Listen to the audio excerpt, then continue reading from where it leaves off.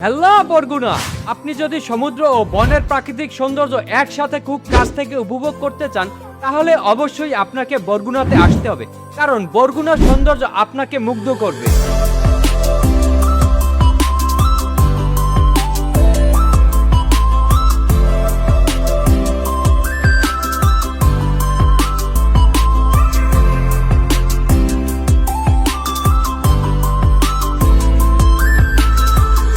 আজকের এই ভিডিওতে বরগুনা জেলা শহর সহ বরগুনা জেলার সকল সৌন্দর্য আপনাদের সামনে তুলে ধরব। চলুন ভিডিও শুরু করা যাক।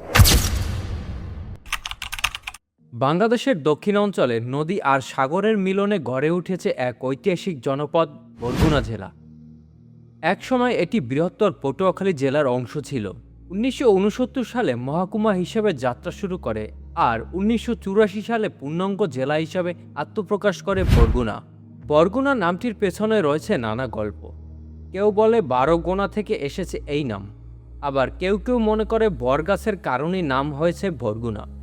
যদিও সঠিক উৎস নিয়ে রয়েছে মতভেদ, তবুও এই নামের সঙ্গে জড়িয়ে আছে এলাকার ঐতিহ্য। বর্তমানে প্রায় 9 লক্ষ মানুষের বসবাস এই জেলায়। গ্রামকেন্দ্রিক জীবনযাপনই এখানে প্রধান, যেখানে মানুষ প্রকৃতির সঙ্গে মিলেমিশে জীবন গড়ে তোলে। বরগুনা জেলার ভৌগোলিক অবস্থান অত্যন্ত গুরুত্বপূর্ণ।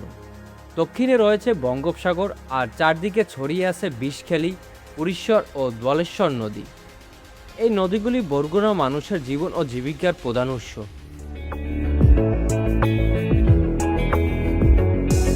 বরগুনা শহর থেকে মাত্র 50 বা 60 টাকা দিয়ে আপনি চলে যেতে পারবেন সুরঞ্জনা ইকো পার্কে। এটি বরগুনা শহরের অন্যতম জনপ্রিয় বিনোদন স্পট। আর এই পার্কটির ভিতরে প্রবেশ করতে আপনাকে টিকিট কাটতে হবে। টিকিটের মূল্য মাত্র 100 টাকা। বিষখালী নদীর তীরে এই পার্কটির অবস্থান। উপর থেকে দেখলে মনে হবে সবুজের মাঝে ছোট্ট এক শান্তির দ্বীপ।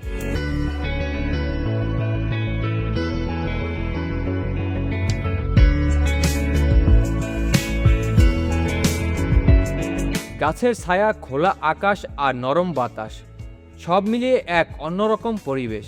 পার্কের ভেতরে রয়েছে একটি বড় পুকুর, যেখানে ফুটে থাকে পদ্ম ফুলের সারি। এই পুকুরের মাঝেই তৈরি করা হয়েছে একাধিক কুঁড়ে ঘর, যেগুলোতে পৌঁছাতে ব্যবহার করা হয় কাঠের তৈরি সরু রাস্তা, যা পুরো অভিজ্ঞতাকে করে তোলে আকর্ষণীয় ও ভিন্নধর্মী।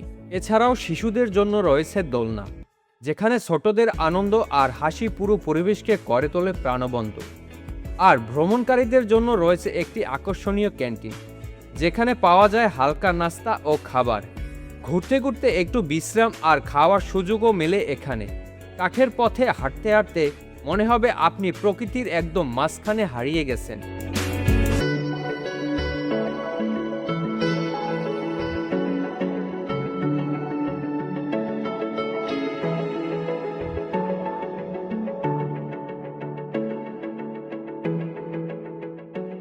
সুরঞ্জনা পার্ক থেকে মাত্র 30 টাকা রিক্সা ভাড়া দিয়ে চলে যাবেন বড়ইতলা ফেরিঘাটে।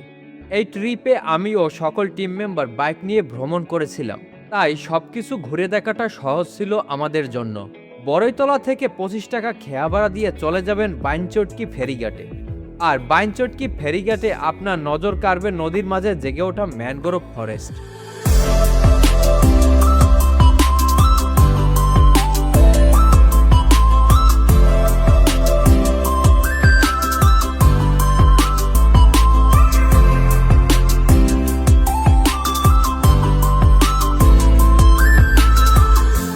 বাইনচটকি ফেরিঘাট থেকে মাত্র 250 থেকে 300 টাকা মোটরসাইকেল ভাড়া নিয়ে চলে যেতে পারবেন হরিণঘাটা পর্যটন কেন্দ্রে।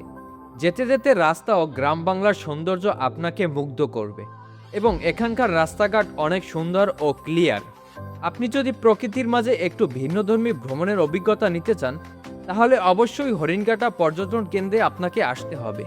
পর্যটন কেন্দ্রের ভিতরে প্রবেশ করতেই আপনার চোখে পড়বে দৃষ্টিনন্দন একটি সেতু, যেটা আমার কাছে বেশ আকর্ষণীয় বলে মনে হয়েছে।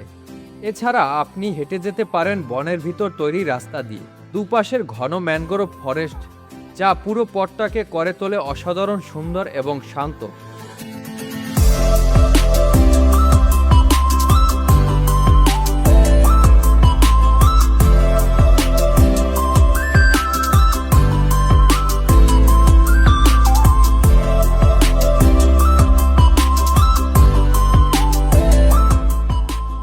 এখানে একটি ওয়াচ টাওয়ার আছে।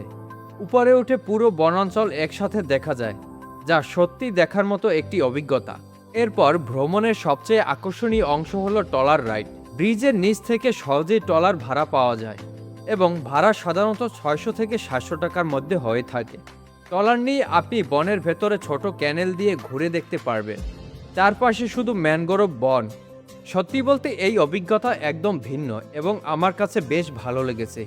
এই ক্যানেলের পথ ধরে আপনি পৌঁছে যাবেন লালদিয়া সি বিচে। এই সি বিচের একপাশে বিশাল সমুদ্র আর অন্য পাশে ম্যানগ্রোভ বন, যা একেবারে অন্যরকম সৌন্দর্য।